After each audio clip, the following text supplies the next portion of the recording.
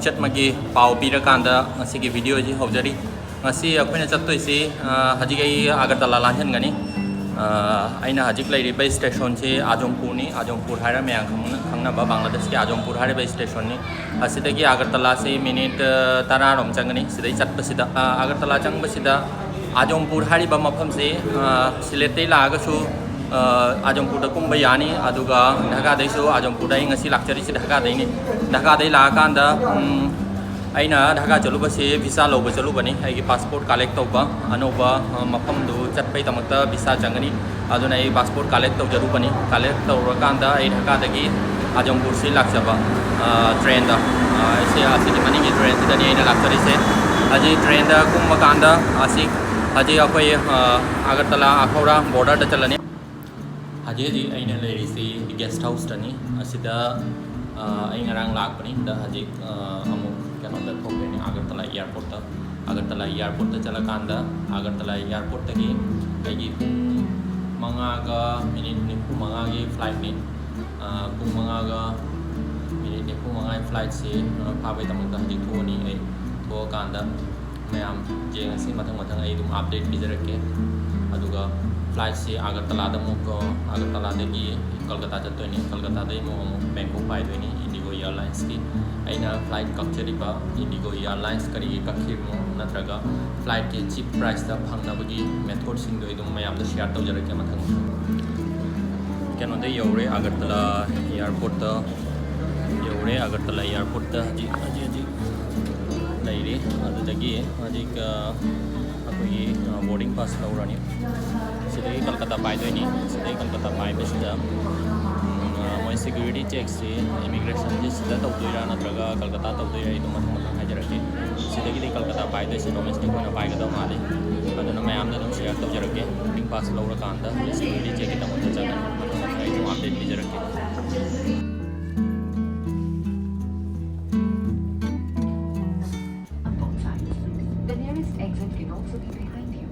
In the unlikely event of a water landing, the doors have slide rafts.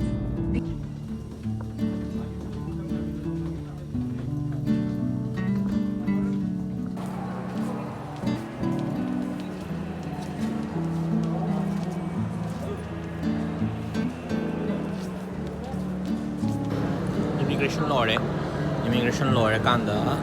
हजिक flight काबगी तमक्ता सिदा फमिनी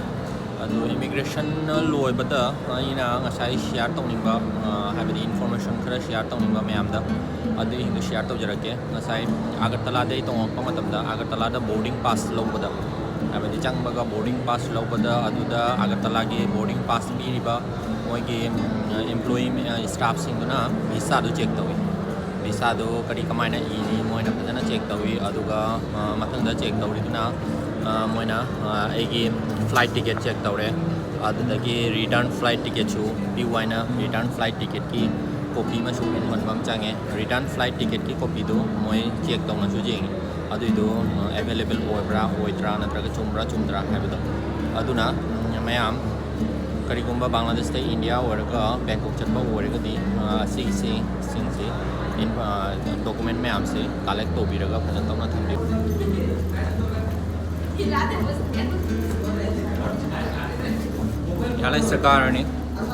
airlines कारगा details आदा यौरकांदा पुंग अमगा मिनिट कुंदगा यौगदा माले पुंग अमगा मिनिट कुंदा यौरकांदा मैमदा अमुक शेयर तौजरके फ्लाइट के डिटेल्स अदुगा आदा इमिग्रेशन प्रोसीड्यूर न कमाई ओइदोइनो मैमदा दम शेयर तौजरके मथंग अपडेट बिजरके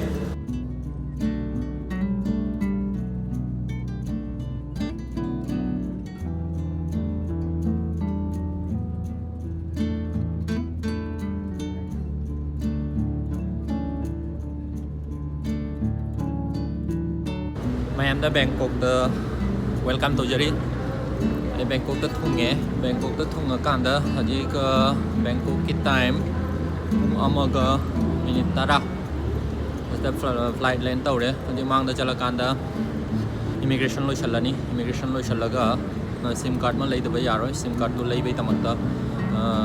ꯃꯈꯥꯗ ꯆꯠꯂꯀꯥꯟꯗ ꯁꯤꯝ ꯀꯥꯔꯗ ꯂꯩꯅꯕ ꯇꯧꯅꯤ ꯑꯗꯣ ꯏꯃꯤꯒ꯭ꯔꯦꯁꯟꯒꯤ ꯄ꯭ꯔꯣꯁꯤꯗ꯭ꯌꯨꯔ ꯃꯌꯥꯝꯗꯣ ꯑꯩ ꯃꯌꯥꯝꯗ ꯑꯗꯨꯝ ꯁꯤꯌꯔ ꯇꯧꯖꯔꯛꯀꯦ ꯀꯔꯤ ꯀꯔꯤ ꯍꯪꯉꯤ ꯅꯠꯇ꯭ꯔꯒ ꯃꯥꯒꯤ ꯗꯣꯀꯨꯃꯦꯟꯒꯤ ꯔꯤꯀ꯭ꯋꯥꯏꯔꯃꯦꯟꯠꯁꯤꯡꯗꯣ ꯃꯌꯥꯝꯗ ꯁꯤꯌꯔ ꯇꯧꯖꯔꯛꯀꯦ immigration complete ore just ayonda hangise kyani gi laino aduga rules matung ina mayam akoigi hotel booking amasung return flight ticket shoidana carry the view secondly aina share tawning sina Indian passport holders singi visa honorable gi facility laibani na my counter to the chalakanda line ani shui aduda general amasung akoigi express to daga lupa chani hena lawra kanda lupa lising ani ga chani lawi asigi paisa se mayam shoidana thai currency da carry to view asisi thai baht da pibam sangani visa fee se adu changa doriba document mayam do ai mathang haijarake visa application form adu ai description da video description da ai link oina share tawjarake second 2 copy passport size photo hotel booking return flight ticket amasung thai currency da lupa lising tara enghan mam changi asisi senpham oina enghalaga sujai natragana credit card da show tawraga sujai mayam ngasai express hariba line to the wang pang jam hangde jam smoothly document amani ka check tawraga moi visa issue tawi adugi facility do mayam lobi ba yani immigration customs ke formalities lore kanda makhada kume makhada leiriba gate number 8 ki hek manakta airport street food hariba food court ki manung sida lupa chama gi manung da Thai food chaba gi khudong chaba lai asida akhanaba food recipe gi mathakta aina lupa humbutara na chicken fried rice order tawraka chaki airport ki khwai makha da lerisi airport metro link sidagi Bangkok ki destination myama chatpa yani sidagi Bangkok ki mathakta ai kona video ama upload tawrakani Bangkok ki mathakta aduga aina ngasi chacha doisina Pattaya gi ticket counter sida leire haji pung 3 makhai khata tari mogi ticket counter si maybe pung 6 ta hangani ayuki aduga ahoi mana akoi ki dollar kai thokning ba leiragadi sidagi dollar kai thokpasi yamna kai thoktabida khara likna kai thokanda mapanda habadi Bangkok natraga Pattaya da chalaga kai thokpanadi rate si khara wangna phangani ai hajik lai ri Subornabhumi airport tani Subornabhumi airport taki ai hajik chatoi si Pattaya tani ahamba destination Pattaya to Subornabhumi airport taki Pattaya bogi kano si bus ta chatpagi khudong chaba lai bus ta chatoi si airport manung dei dong bus phangi sida gate number 8 ki makada manak tani asi maka ground floor tani aina lai ri si asigi gate number 8 sigi manakta mogi Pattaya bogi bus sida phangi bus service ado bus service se nungthang da di phangde nungthang da phangde ai di ahing da di phangde aina ngarang thungabado pung ama tare Bangkok ta thungabado ado immigration custom loi bada pung ani makhai rom tare ado pung ani makhai de aina ngai ri si pung taruk thok ngai re pung taruk thok ngai re kanda hajik moi ge counter hangi pung taruk te ge counter hangi ado pung tare te gina moi ge ahamba bus se thaba hodoi ni ado fare su ai mayam ga share to jarke fare se na 143 ni sine ki bus ki fare si Pattaya ba job ki ado Pattaya da ai hotel da kani hotel booking to na lai egi hotel do happy hotel aina hotel do booking to na lai jeng si mayam kamai to ra booking to bano ai mayam da dum share to jarake ado de job ra kanda gi environment to kamai to wi lai bi badu kamai to wi ado mayam ga share to jarake aduga amukhanna ai jengani bus tagi kya jamna explore to bajai bus tagi nami makai scenery sing be explore to number to jarake mayam ga share to jarake to chala si haji pung tare tagi bus te haji pung taru ka minute nifu change pung tare tagi bus oi bana chalani haji Pattaya si aigi ahanba journey oidoi ni adugi mamangda ai Bangkok pudi lame adugo Pattaya si ahanba journey oibani na aina phangna ba experience mayam da share to jarake mathang akoi bus sida leire asida tonga chatoi ni aduna pung tare ta thaba bus sina maybe pung 8 natrang 8 makhai manungda Pattaya thungane ang khali aduga moina horen kham dori se mafam ahung thokna kham gani hai habati Pattaya changbada ama ꯆꯪꯈꯠꯂꯛꯄꯗ ꯑꯗꯨꯒ ꯃꯌꯥꯏꯋꯥꯏꯗ ꯑꯃ ꯑꯗ ꯂꯣꯏꯔꯝꯗꯥꯏꯗ ꯑꯃ ꯑꯗꯣ ꯃꯥꯒꯤ hostel ꯅꯠꯇ꯭ꯔꯒ ꯍꯣꯇꯦꯜꯒꯤ destination ꯃꯇꯨꯡ ꯏꯟꯅ ꯃꯌꯥꯝ ꯌꯦꯡꯕꯤꯌꯨ ꯑꯗꯨꯏꯗꯣ ꯀꯗꯥꯏꯗ ꯀꯨꯝꯃꯒꯅ ꯈꯨꯗꯣꯡꯆꯥꯕ ꯂꯩꯅꯤ ꯍꯥꯏꯕꯗꯣ ꯑꯩꯕꯨꯗꯤ ꯃꯌꯥꯏꯗ ꯀꯨꯝꯃꯅꯤ ꯃꯌꯥꯏꯋꯥꯏꯗ ꯑꯗꯣ ꯑꯩꯅ ꯁꯤꯖꯤꯟꯅꯔꯤꯕ ꯑꯩꯈꯣꯏꯒꯤ booking.com ꯍꯥꯏꯔꯤꯕ ꯋꯦꯕꯁꯥꯏꯠꯁꯦ ꯌꯥꯝ ꯐꯖꯅ ꯐꯦꯃꯤꯂꯔ ꯑꯣꯏꯕ ꯋꯦꯕꯁꯥꯏꯠꯅꯤ ꯍꯣꯇꯦꯜ ꯅꯠꯇ꯭ꯔꯒ ꯍꯣꯁꯇꯦꯜ ꯕꯨꯛ ꯇꯧꯕꯩꯗꯃꯛꯇ ꯑꯁꯤꯗ ꯈꯨꯗꯣꯡꯆꯥꯕ ꯃꯌꯥꯝ ꯑꯃ ꯂꯩ 5 star 7 starꯗꯩ ꯍꯧꯅ ꯃꯃꯜ ꯌꯥꯝꯅ ꯍꯣꯡꯅ ꯂꯩꯕꯒꯤ ꯈꯨꯗꯣꯡꯆꯥꯕꯁꯨ ꯂꯩꯕꯅꯤ나 ꯑꯗꯨꯗ ꯑꯣꯞꯁꯟꯁꯤꯡꯗꯣ ꯆꯨꯁ ꯇꯧꯕꯒꯤ ꯈꯨꯗꯣꯡꯆꯥꯕ ꯂꯩꯔꯦ ꯑꯗꯨꯒ ꯑꯩꯅ ꯍꯣꯁꯇꯦꯜ ꯕꯨꯀꯤꯡ ꯇꯧꯈꯤꯕꯒꯤ ꯃꯃꯤꯡꯅ ꯍꯦꯄꯤ ꯍꯣꯁꯇꯦꯜ ꯍꯥꯏꯕ ꯑꯩꯒꯤ ꯍꯣꯁꯇꯦꯜꯗꯣ ꯑꯩ ꯄ꯭ꯔꯤ ꯄꯦꯃꯦꯟ ꯇꯧꯈꯤꯗꯦ ꯍꯥꯏꯕꯗꯤ ꯑꯩ ꯄꯦꯃꯦꯟ ꯇꯧꯈꯤꯗꯦ ꯑꯩ ꯌꯧꯔꯀꯥꯟꯗ ꯄꯦꯃꯦꯟ ꯇꯧꯗꯣꯏꯅꯤ ꯍꯣꯔꯦꯟ ꯑꯩ ꯌꯧꯔꯀꯥꯟꯗ ꯃꯌꯥꯝꯗ ꯑꯗꯨꯝ ꯁꯦꯌꯔ ꯇꯧꯖꯔꯛꯀꯦ ꯃꯊꯪ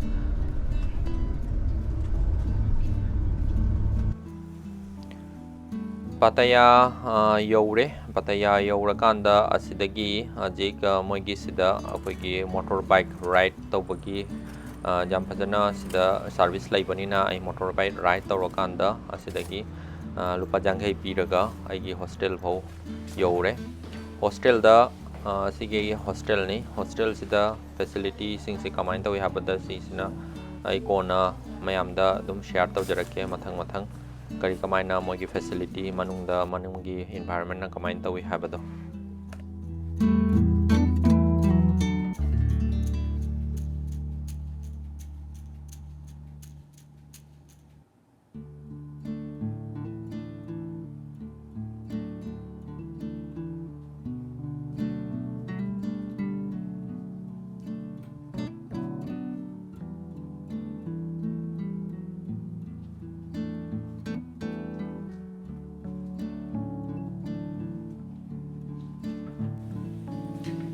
ꯉꯁꯥꯏ ꯄꯨꯡ 8ꯗ ꯑꯩꯅ ꯁꯤꯗ ꯊꯨꯡꯉꯕꯅꯤ ꯄꯨꯡ 8ꯗ ꯊꯨꯡꯉꯕꯩ ꯃꯈꯥꯗ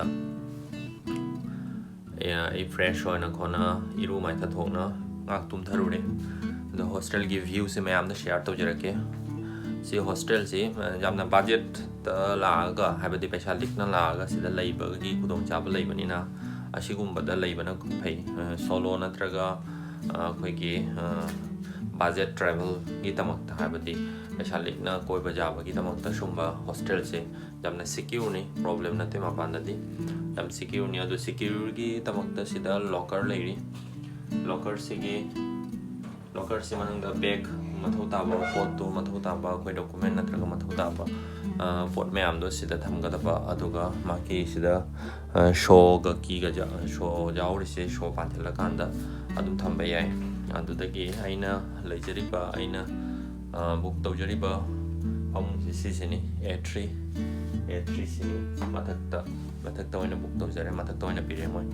ꯑꯗꯣ A3 ꯁꯤꯗ ꯃꯣꯏ A3ꯒꯤ ꯀꯤ ꯑꯃꯁꯨ ꯄꯤꯔꯛꯀꯅꯤ ꯁꯤꯗ ꯁꯤ A3ꯒꯤ ꯀꯤꯅꯤ A3ꯒꯤ ꯀꯤꯁꯤ ꯁꯤꯗ ꯄꯨꯁ ꯇꯧꯁꯜꯂꯒ ꯃꯣꯏ ꯏꯂꯦꯛꯇ꯭ꯔꯤꯛ ꯀꯩꯅꯣꯁꯤ ꯑꯦꯛꯇꯤꯚꯦꯠ ꯑꯣꯏꯕ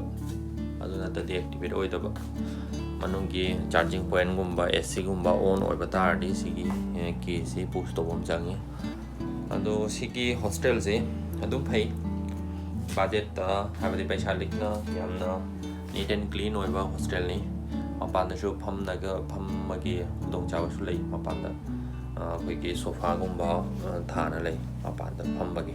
ꯁꯤꯗ ꯄꯩꯁా ꯂꯤꯛꯅ ꯂꯩꯕ ꯌꯥꯕꯒꯤ ꯀꯩꯅꯣꯁꯦ ꯑꯩꯉꯣꯟꯗꯒꯤ ꯃꯣꯏꯅ ꯆꯥꯔꯖ ꯇꯧꯔꯤꯁꯤ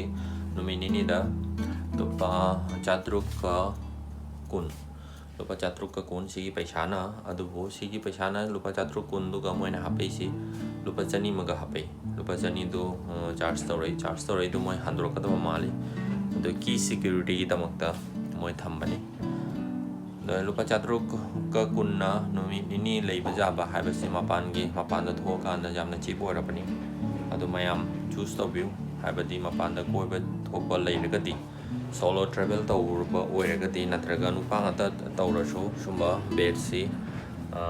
ꯂꯣꯏꯅ ꯕꯨꯛ ꯇꯧꯕ ꯌꯥꯅꯤ ꯑꯩ booking.comꯗꯒꯤ ꯑꯩ ꯕꯨꯛ ꯇꯧꯖꯈꯤꯕꯅꯤ booking.comꯗꯒꯤ ꯕꯨꯛ ꯇꯧꯕ ꯌꯥꯏ ꯍꯥꯏꯕꯗꯣ ꯑꯗꯨꯒꯤ ꯅꯣ ꯄ꯭ꯔꯤꯄꯦꯃꯦꯟ ꯃꯊꯧ ꯇꯥꯗꯦ ꯁꯤꯒꯤ ꯍꯣꯁꯇꯦꯜꯁꯤ ꯄ꯭ꯔꯤꯄꯦꯃꯦꯟ ꯑꯁꯤꯗ ꯂꯥꯛꯑꯀꯥꯟꯗ ꯄꯦꯃꯦꯟ ꯇꯧꯔꯕ ꯌꯥꯏ ꯑꯗꯨꯒ ꯀꯦꯟꯁꯦꯂꯦꯁꯟ ꯆꯥꯔꯖꯁꯨ ꯂꯩꯇꯦ ꯀꯦꯟꯁꯦꯂꯦꯁꯟ ꯆꯥꯔꯖ ꯑꯗꯨꯝꯕꯗꯨ ꯌꯦꯡꯉꯀꯥꯟꯗ ꯕꯨꯛ ꯇꯧꯕꯤꯒꯗꯕ ꯑꯗꯣ ꯕꯨꯛ ꯇꯧꯔꯀꯥꯟꯗ ꯃꯣꯏ ꯑꯣꯟꯂꯥꯏꯟꯗ ꯃꯦꯜ ꯑꯃ ꯊꯥꯔꯛꯀꯅꯤ ꯕꯨꯛꯀꯤꯡꯒꯤ ꯑꯗꯨꯒꯤꯗꯣ ꯍꯣꯔꯦꯟ ꯏꯃꯤꯒ꯭ꯔꯦꯁꯟ ꯅꯠꯇ꯭ꯔꯒ ꯑꯦꯌꯥꯔꯄꯣꯔꯠꯇ ꯍꯪꯕ ꯑꯣꯏꯔꯒꯗꯤ ꯏꯃꯤꯒ꯭ꯔꯦꯁꯟ ꯑꯣꯐꯤꯁꯔꯅ ꯍꯣꯇꯦꯜ ꯕꯨꯀꯤꯡ ꯌꯥꯎꯔꯤꯕ ꯍꯥꯏꯅ ꯍꯥꯏꯕꯗ ꯑꯗꯨꯒꯤꯗꯨ ꯌꯦꯡꯍꯜꯂꯒꯁꯨ ꯌꯥꯏ, ꯀꯩꯁꯨ ꯀꯥꯏꯗꯦ. ꯑꯗꯣ ꯃꯌꯥꯝꯒ ꯁꯤꯌꯥꯔ ꯇꯧꯖꯅꯤꯡꯕꯅꯤ ꯁꯤꯒꯤ ꯚ꯭ꯌꯨ ꯃꯌꯥꯝꯁꯦ ꯑꯩꯒꯤ ꯍꯣꯁꯇꯦꯜꯒꯤ. ꯂꯨꯄꯥ 1,500 ꯔꯣꯝ ꯇꯥꯏ. ꯂꯨꯄा 1,500 ꯅꯨꯃꯤꯠ ꯅꯤꯅꯤꯗ ꯑꯁꯤꯒꯨꯝꯕ ꯀꯩꯅꯣꯁꯤꯗ ꯅꯨꯃꯤꯠ ꯅꯤꯅꯤ ꯂꯩꯕꯗ ꯂꯨꯄꯥ 1,500 ꯍꯥꯏꯕꯁꯦ ꯌꯥꯝ ꯂꯤꯑꯕꯅꯤ. ꯁꯤ ꯐꯝꯐꯝꯅꯤ, ꯀꯣꯃꯟꯅꯤ. ꯁꯤꯗ ꯍꯣꯁꯇꯦꯜꯗ ꯂꯩꯔꯤꯕ ꯃꯤ ꯄꯨꯝꯅꯃꯛ ꯁꯤꯁꯦ ꯌꯨꯖ ꯇꯧꯕ ꯌꯥꯅꯤ. ꯑꯗꯣ ꯇꯣꯏꯂꯦꯠꯀꯤ ꯀꯣꯟꯗꯤꯁꯟꯅ ꯁꯨꯃꯥꯏꯅ ꯇꯧꯔꯦ. ꯇꯣꯏꯂꯦꯠꯁꯤ ꯍꯥꯏ ꯀꯣꯃꯣꯠꯇ ꯃꯣꯏ 2 ꯄꯤ. ꯑꯗꯨꯒ ꯃꯄꯥꯟ ꯊꯣꯛꯐꯝ ꯑꯁꯤ ꯀꯩꯅꯣꯁꯤ, ꯑꯗꯨꯒ ꯁꯤꯅ ꯁꯥꯋꯔ ꯂꯧꯐꯝ ꯑꯣꯞꯁꯟ 2. ꯀꯩꯒꯤꯅꯣ ꯍꯥꯏꯗꯤ ꯀꯣꯃꯟ ꯑꯣꯏꯕꯅꯤꯅ ꯁꯤꯅ ꯖꯦꯟꯁꯀꯤ ꯑꯣꯏꯕ, ꯑꯩꯅ ꯆꯪꯉꯨꯔꯤꯁꯤꯅ ꯖꯦꯟꯁꯀꯤ, ꯑꯗꯩ ꯁꯣꯝꯒꯤꯁꯤꯅ ꯂꯦꯗꯤꯁꯀꯤ. ꯂꯦꯗꯤꯁꯀ ꯖꯦꯟꯁꯀ ꯇꯣꯡꯉꯥꯜꯂꯤ. ꯑꯗꯨꯒ ꯍꯣꯔꯦꯟꯗꯤ ꯅꯥꯏꯠ ꯃꯥꯔꯀꯦꯠ, ꯋꯥꯀꯤꯡ ꯁ꯭ꯇ꯭ꯔꯤꯠꯀꯤ ꯑꯩꯈꯣꯏꯒꯤ ꯌꯥꯝꯅ ꯃꯃꯤꯡ ꯆꯠꯂꯕ ꯄꯇꯥꯌꯥꯒꯤ ꯋꯥꯀꯤꯡ ꯁ꯭ꯇ꯭ꯔꯤꯠ ꯑꯩ ꯃꯌꯥꯝꯗ ꯑꯦꯛꯁꯄ꯭ꯂꯣꯔ ꯇꯧꯖꯔꯛꯀꯦ, ꯁꯤꯌꯥꯔ ꯇꯧꯖꯔꯛꯀꯦ ꯋꯥꯀꯤꯡ ꯁ꯭ꯇ꯭ꯔꯤꯠꯀꯤ ꯐꯤꯕꯝꯗꯣ. ꯑꯗꯨꯒ ꯍꯌꯦꯡꯁꯤꯅ ꯁꯤꯒꯤ ꯑꯩꯈꯣꯏꯒꯤ ꯂꯩꯔꯤꯕ ꯄꯇꯥꯌꯥ ꯑꯁꯤꯒꯤ ꯃꯅꯥꯛꯇ ꯀꯔꯝꯕ ꯁꯣꯞꯄꯤꯡ ꯃꯣꯜꯒꯨꯝꯕ, ꯑꯗꯨꯗꯒꯤ ꯃꯥꯒꯤ ꯀꯩꯅꯣꯁꯤ ꯔꯣꯗꯀꯤ ꯚ꯭ꯌꯨ, ꯔꯣꯗ ꯁꯥꯏड ꯅꯠꯇ꯭ꯔꯒ ꯁ꯭ꯇ꯭ꯔꯤꯠ ꯐꯨꯗ, ꯑꯗꯨꯝꯕꯗꯨ ꯑꯩ ꯑꯦꯛꯁꯄ꯭ꯂꯣꯔ ꯇꯧꯖꯔꯛꯀꯦ ꯃꯊꯪ. ꯃꯌꯥꯝ ꯚꯤꯗꯤꯑꯣꯁꯤ ꯂꯣꯏꯐꯥꯎ ꯌꯦꯡꯕꯤꯌꯨ. ꯑꯩꯅ ꯂꯩꯔꯤꯕ ꯍꯣꯁꯇꯦꯜꯁꯤꯒꯤ ꯃꯈꯥꯒꯤ ꯄꯣꯔꯁꯟ ꯃꯌꯥꯝꯗ ꯌꯦꯡꯍꯟꯖꯔꯛꯀꯦ. ꯃꯈꯥꯗ ꯂꯩꯔꯤꯕ ꯁ꯭ꯋꯤꯃꯤꯡ ꯄꯨꯜ ꯑꯃꯁꯨꯡ ꯃꯥꯒꯤ ꯐꯝꯒꯤ ꯑꯦꯔꯤꯌꯥ, ꯑꯗꯣ ꯃꯥꯒꯤ ꯐ꯭ꯔꯤ ꯇꯥꯏꯝ ꯄꯤꯔꯤꯕ ꯃꯥꯒꯤ ꯐꯦꯁꯤꯂꯤꯇꯤ ꯃꯌꯥꯝꯗꯣ ꯃꯌꯥꯝꯗ ꯁꯤꯌꯥꯔ ꯇꯧꯖꯔꯛꯀꯦ. ꯑꯁꯤꯒꯤ ꯄꯣꯔꯁꯟ ꯄꯨꯝꯅꯃꯛ ꯁꯤꯖꯤꯟꯅꯕꯒꯤ ꯈꯨꯗꯣꯡꯆꯥꯕ ꯂꯩꯕꯗꯨꯅ ꯋꯥꯀꯤꯡ ꯁ꯭ꯇ꯭ꯔꯤꯠꯇꯒꯤ, ꯄꯇꯥꯌꯥ ꯋꯥꯀꯤꯡ ꯁ꯭ꯇ꯭ꯔꯤꯠꯇꯒꯤ खितंग लापगसु असिगी हॉस्टेल से अना बुक तौजगिबनी. अदुगा थाईलैंड की मथक्ता मथंग ब्लॉग मथंग आई थांगजरकनी. अदुगा ब्लॉग सिंगदुगा यामना पांदम ओइना हाइबदी अखोइगी बजेट फ्रेंडली ओइना कमाइना बजेट ता कमाइना कोइबा याय हाइबदो अदुगी पाउदम मतुंग इन्ना ब्लॉग सिंगदु तौबनिना अखोइ चैनल सिबो लाइक एंड सब्सक्राइब तौरकांदा चैनल सिबो पुनिंग थौगतनुवाइना निसिंजरी. अदुगा पताया की मथक्ता स्पेशली मथंगी वीडियो दा पताया वॉकिंग स्ट्रीट अमसुंग माकी डे लाइफ नाइट लाइफ की खेनबदो आई मैमदा उहंजरके. अदुगा अदुगी मनाक्ता लैरिबा सी बीच एरिया दशो कवर तौना मैमदा एक्सप्लोर तौजरके.